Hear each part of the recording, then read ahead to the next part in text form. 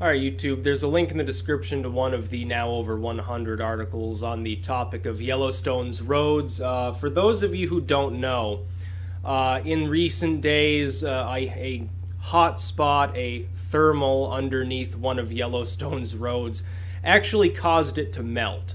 And they're telling everyone to stay far away from this area because I guess their worry is not so much about the road. I mean, the tar is bubbling and sizzling and melting and falling apart in this region, but they're more worried about somebody hiking in the area and potentially stepping on what looks like solid ground but ending up underneath it in a pit of boiling water. I can think of very few things more scary than the idea that you would simply be taking a nice walk through the woods in Yellowstone or wherever, and all of a sudden, you just sink into the ground and boil to death, and you get, the flesh drips off your bones because your fat's being rendered into a liquid. It's scary to think about such things. I think the greater concern, though, with this story is okay. What's causing that? They admit that this is unusual. They say, well, steaming potholes and stuff like that are normal. But this is, abnormal. It's caused this much damage. And I think it was Tom Loopshoe and several others that keep up to date with Yellowstone stuff more than I do, pointed out that they believe that this picture actually isn't the real picture of the road, and that it's actually sort of a stock image of a road from Yellowstone that was damaged previously, and that this is probably far worse. The things that are going on at Yellowstone again, though, which I pointed out in a previous video, because the data set's just not long enough. You're not capable of telling whether this sort of activity that you see at Yellowstone is par for the course, if it's completely normal, or if it's elevated, which I think most people lean towards believing, or if it could be lower than normal. It could be that the data set that you're seeing on that one graph that I also posted, that by the way still hasn't been updated since April. I wonder why. Because the line kept going up and up and up. Maybe they were worried people would put two and two together. If you look at this data, it simply doesn't go back far enough. We're talking about a geological scale of time for eruptions and other events at Yellowstone, that for even the smaller events, steam explosions, you're looking at tens of thousands of years. For the major events, the ones that, have knocked back mankind in the past, supposedly, like the Toba event, you're looking at a scale of hundreds of thousands of years. And they're giving you this chart that goes back to 1984.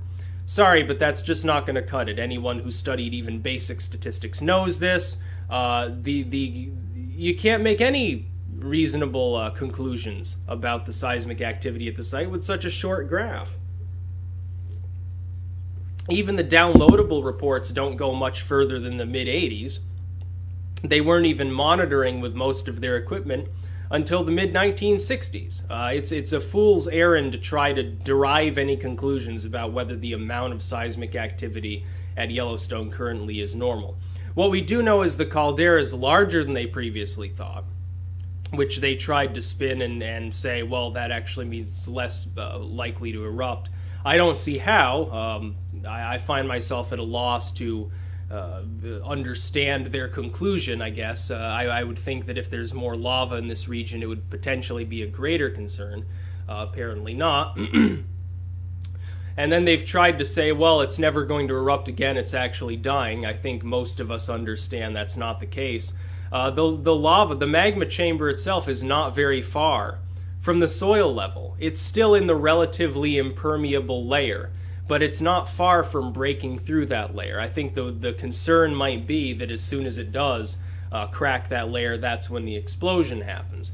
Could happen 50,000 years from now. There's no way to tell. But when things start melting randomly at the park, you had an article a few weeks ago from India, the one active volcanic region in the whole nation is reheating, and they talked about there were not telephone poles but street lamps, and metal street lamps had started to glow red hot around the base because they were absorbing all this thermal energy.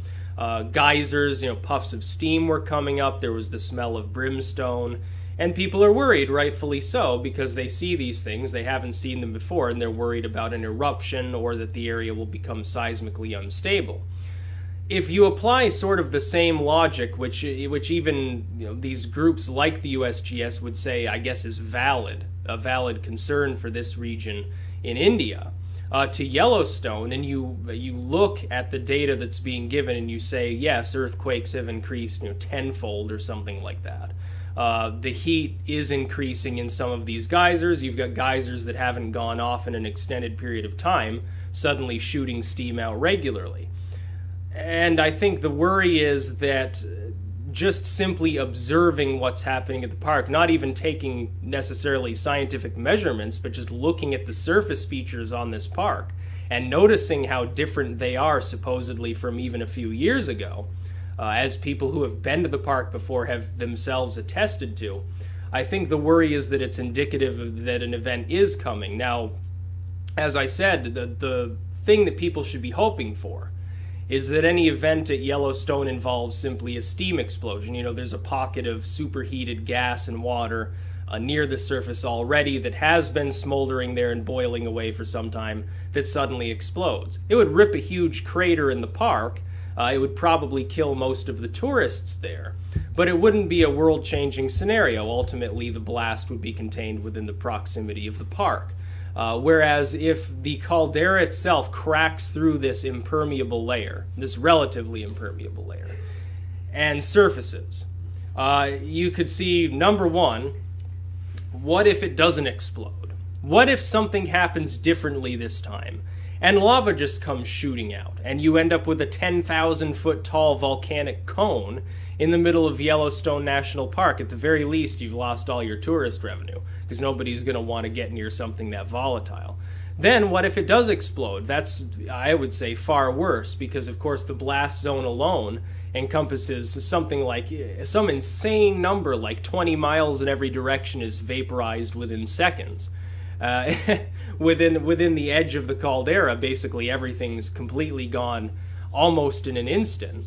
Everything for hundreds of miles around that is doomed to die very quickly. They will be, burned in hot ash, and people 1,000 miles away might be choking on this ashfall. I think it's something that people should be rightfully concerned about, is the possibility that it goes off. Screw global warming and nuclear proliferation. You could draw all the nukes in the world could fly right now.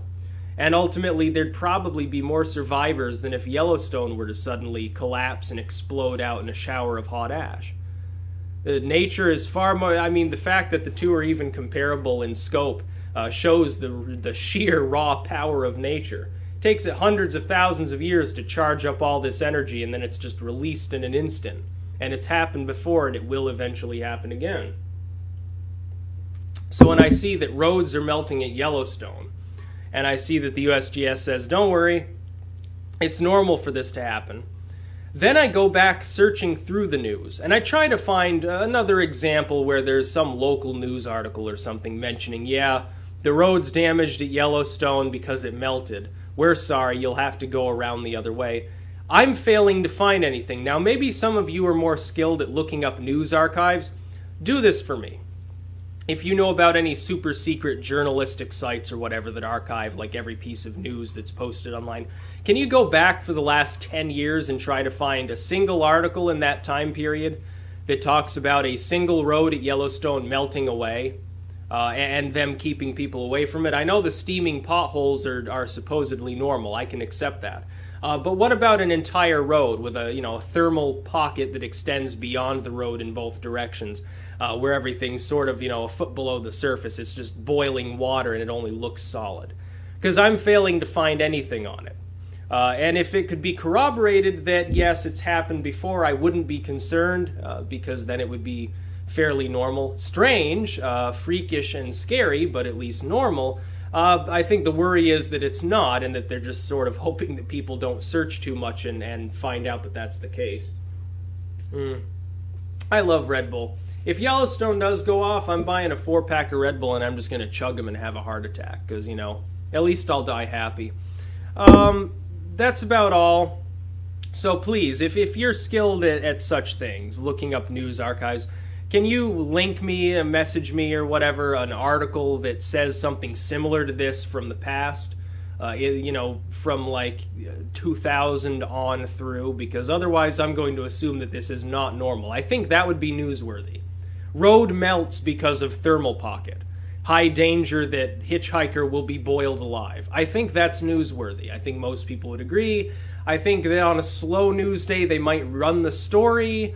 We're seeing over 100 articles on it now, so I don't understand why I'm not able to find any previous mention of something like this happening. Obviously, they think it's interesting, so why are there no articles on it if it's supposedly a fairly common event? I'm finding nothing. Maybe you can help me and prove me wrong. And I really hope that one of you can, because it's just freakish beyond